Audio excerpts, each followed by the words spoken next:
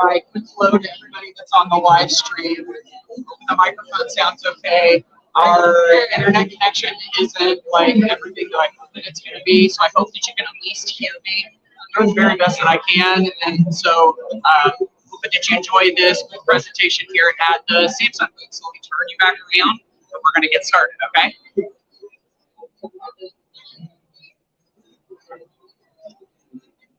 Here we go. All right. Hello. Hey, we're ready to go. Good morning. Good morning. Good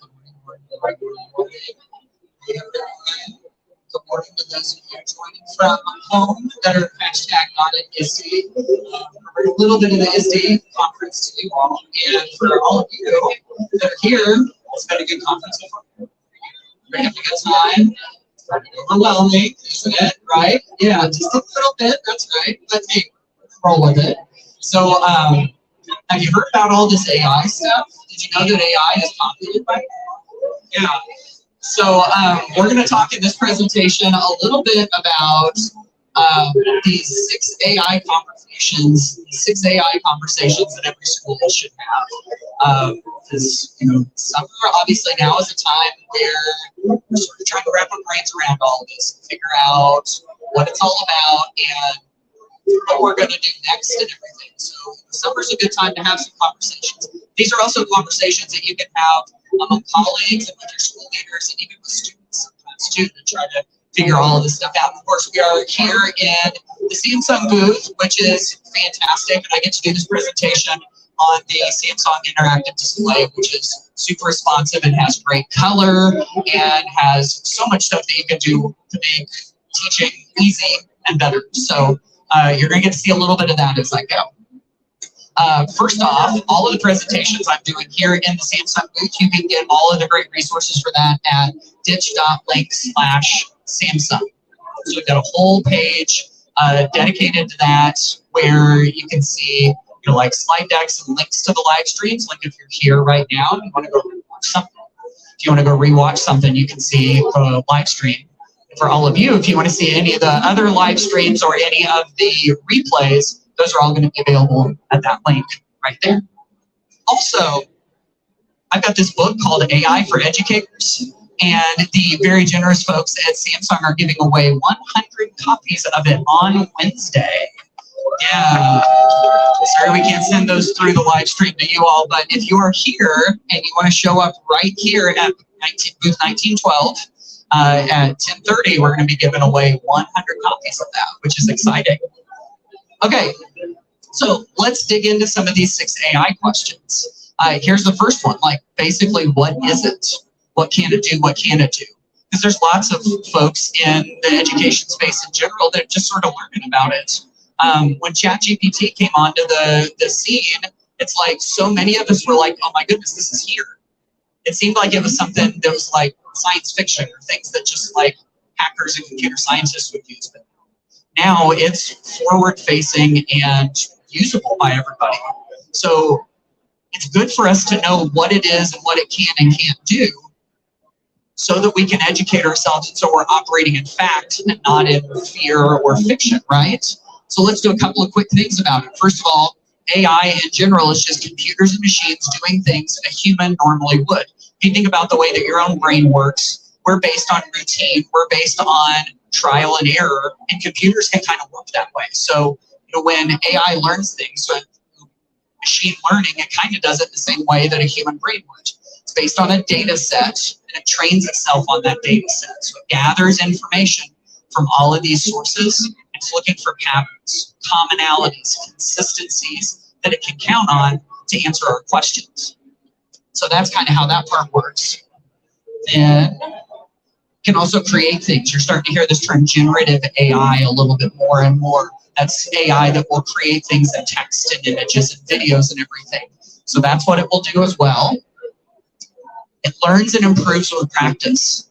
That's part of the reason that, OpenAI in particular is so generous with letting us use it for free. We're training its AI. And so the version of what it is right now will hopefully over time continue to get better and better. It also studies human language to learn how to interact with it. So that's how it feels so familiar. That's why it sounds so much like the way that we interact, is because it studies the way that we communicate and it uses that. And then it actually has been around a long time before ChatGPT. ChatGPT wasn't the beginning of AI. It's been built into our smartphones. It's been built into the suggestions we get on Amazon, and face unlocking with our phone. Like, all of that stuff is built on the same kind of technology as AI. So now that we've kind of educated ourselves a little bit, let's get to question 2. How will teaching and learning change as AI expands? And I think this is where a lot of the fear is right now in the education community. And really, we've seen innovative disruptions like artificial intelligence all throughout the history of education. We've always learned to understand what it is and how we can implement it and how we can make the most of it. That's just what we do. And we're going to do the same thing with artificial intelligence. But it's good to know kind of where it's going. And so I think at some point we're going to have to reckon with the fact that AI will have touched all student work. And really, at this point right now, there's a good chance that AI has already touched student work, and that doesn't mean that ChatGPT is doing the work.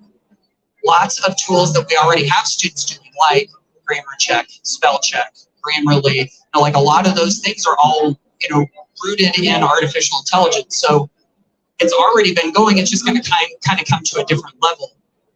And I really think that the availability of a lot of these AI tools, these generative AI tools, will be like the tide that lifts all ships. Like as this comes in, it's going to free us up from some of the routine, mundane tasks and give us more time to do bigger and better things. It's just like it was with the calculator, right? With the calculator, everybody's like, oh no, we have to do manual calculations. What will happen if you're not going to walk around with a calculator in your pocket all the time? Yeah, exactly. That's true. We didn't walk around with a calculator. Now we have supercomputers in our pocket instead. But that's right, Marcia. So I really think this is going to happen with a lot of these AI tools. It's going to be the tide that lifts all ships and allows us to do bigger and better things once we start to wrap our brain around it a little bit. So here's some quick, I won't spend too much time on this, but some questions to ask related to that, how teaching and learning is going to change. Like, how does the way students might use AI impact the outcomes that we want them to have with their classwork? Like the way that they use it, we have to think about, what do we want to get out of that classwork? What do we want students to show? What do we want them to develop? And like, how can those two come together? What assignments and activities will need an upgrade? I know lots of English teachers are already thinking about what is the role of the written essay and how does it adapt as this goes forward? Because we can't just keep our head in the sand about the fact that this exists. And then do the activities that we have in our classrooms promote the skills that we think are less likely to be outsourced by artificial intelligence. You got to keep looking forward and going, is what I'm doing right now teaching kids a skill that AI can do? And if it is, we're kind of setting them up to be outsourced in the future. So we got to keep that future-facing focus in mind, I think. Let's go to question 3. What does responsible AI use look like? And what does irresponsible AI use look like? There's been so much talk about irresponsible AI use, the cheating, the copying. What if kids use it to do all of their work and we get so focused on the irresponsible, we lose sight of what responsible use looks like. Say that one more time. We lose sight of what the responsible looks like, right? Like, we got to help kids see what does it look like to model appropriate AI use, because that's what we're going to want them to do out in the workforce. Let's talk about that for a second. Using AI doesn't necessarily mean cheating. AI does not equal cheating. AI does not equal lack of thinking either. There are some ways that you can use it that don't rely on thinking. But if you use it as an aid to learning, if you use it as a channel for students to explore what they're curious about, to ask follow-up questions, to generate different versions of things, it's not that it's lack of cheating, and it's also not laziness either. Think about it, as adults, we'll use a lot of these AI tools ourselves so that we can free ourselves up to do what matters most and take some of that other stuff off of our plates. That's a life skill. you know? So if we bury our heads in the sand about that, we're not helping things. I could do a whole session about this right here, but this just goes to show you the nuance of student work aided by AI. Feel free to take a picture of this if you want to. This is on page 81 of my book, AI for Educators. And up at the top is stuff done by artificial intelligence, solely by artificial intelligence, all the way down to stuff done solely by humans. And you look at the top and it's like, ChatGPT did that essay. That's not what we want for kids. But at the bottom, this is students didn't use the internet or AI to do their work at all. They just did it out of their own brains. But that's not representative of what they'll do when they get older. So the answer is somewhere in the middle, the messy middle. And it is messy, right? Because when you start to see, you know, AI could create an essay and students could adjust it based on what they've been taught in class and submit it. So there's some student thinking done. Or you could have the AI create multiple responses and students cobble together an example out of it. See, like I was saying earlier, using AI and thinking don't have to be mutually exclusive. And as you look up and down through this, you got to figure out, where do you draw the line? And that line changes based on what you want students to do. So you've got to really be thinking and talking with students and be transparent for them to be able to really prepare themselves and get the best out of it. So lots of thinking that we can do and lots of conversations we can have with students. Number 4, how can AI save teachers time? That's another one of those 6 big questions we got to ask ourselves. And you think about it, all of these education initiatives and the politicians and the school boards and, you know, so many people want to put things on the plates of teachers. This is one of the few things where I really think it can take things off of the plates of teachers so they can focus on what matters most, you know? And that's where my t-shirt comes in. P.S. I have stickers that say the same thing right up here on the table if you want to come grab one at the end of the presentation. AI is my new teaching assistant. I remember teaching high school Spanish and thinking, wouldn't it be cool if the school district hired me an assistant? I know they can't afford it, but wouldn't it be great if they could help me grade things? They can help me make, you know, teaching resources and stuff. And now we've got it.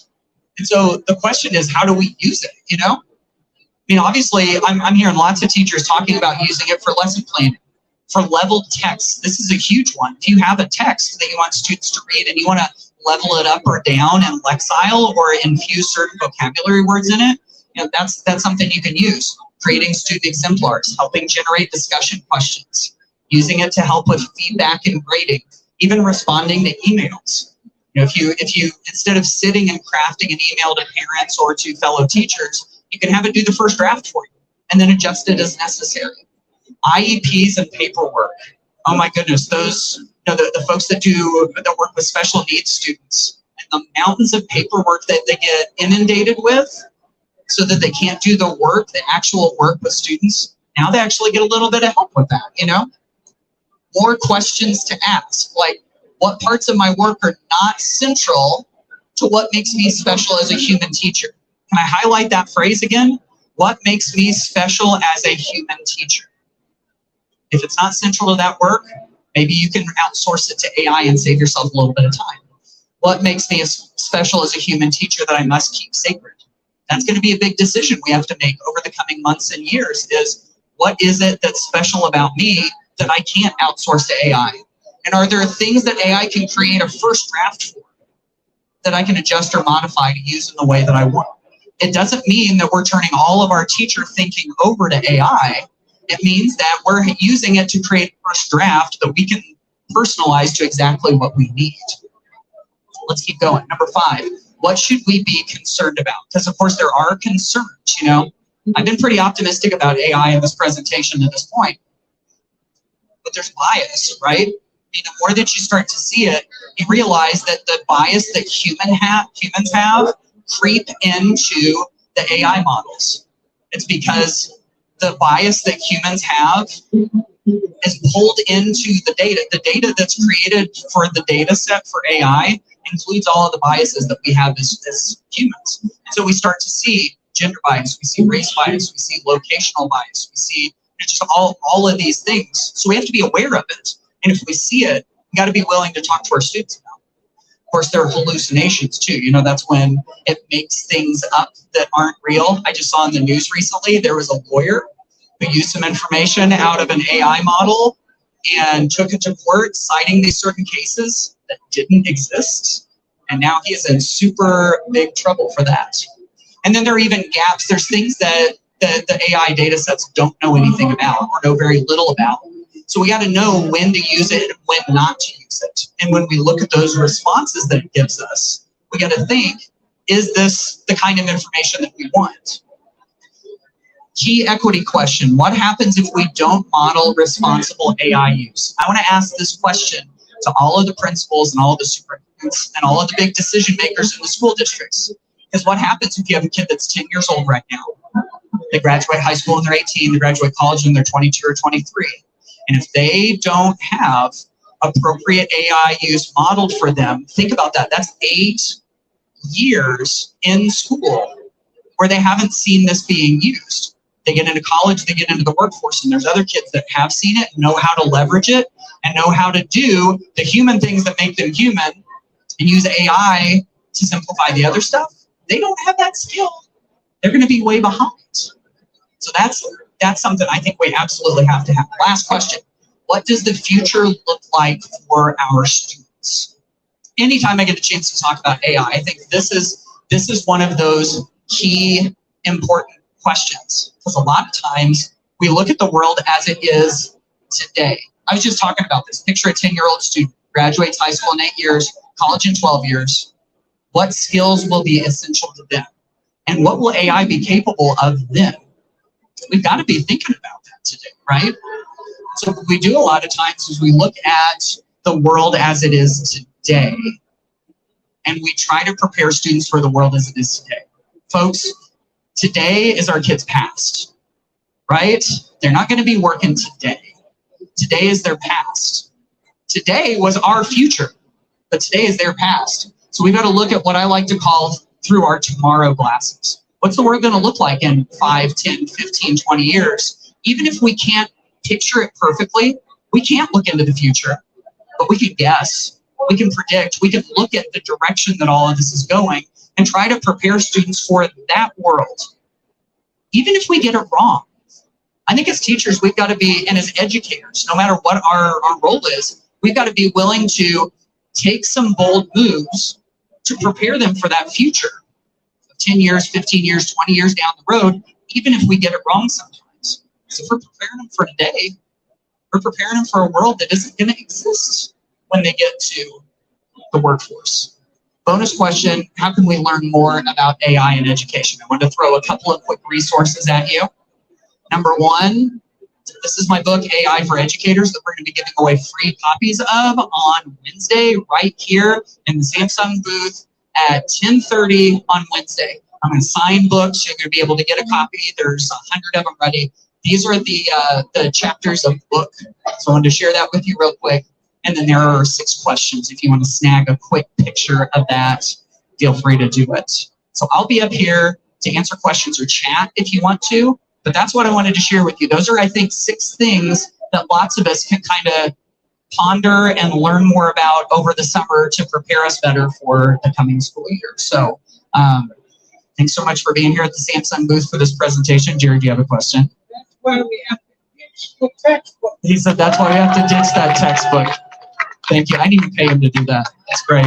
All right. Thank you all so much for coming. Appreciate it too.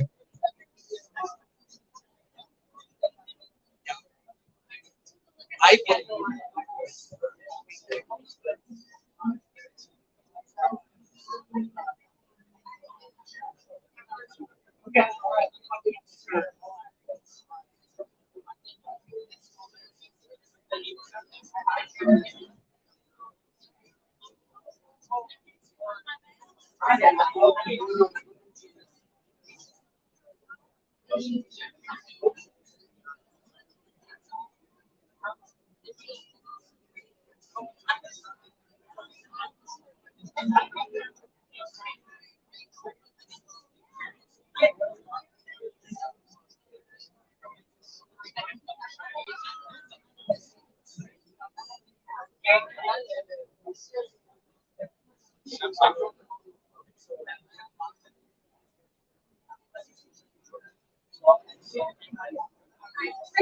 Oh, yes, of course. Yes. Thank you.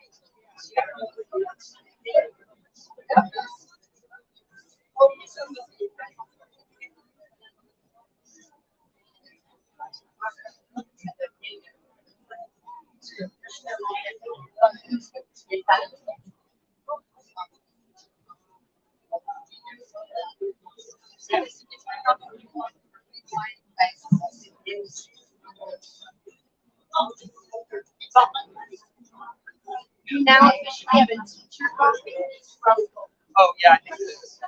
It's like, yeah, yes. Oh, really? Thank you. Today's birthday already. Oh, yeah, yeah, yeah. Her, hey, how's it going, man? Yeah, you see. Interrupt. Good. No, that's okay. That's okay. Do you have 2 seconds? Okay, cool. Yeah, sit tight. I'll come around. Yeah, okay. All right, we'll see you.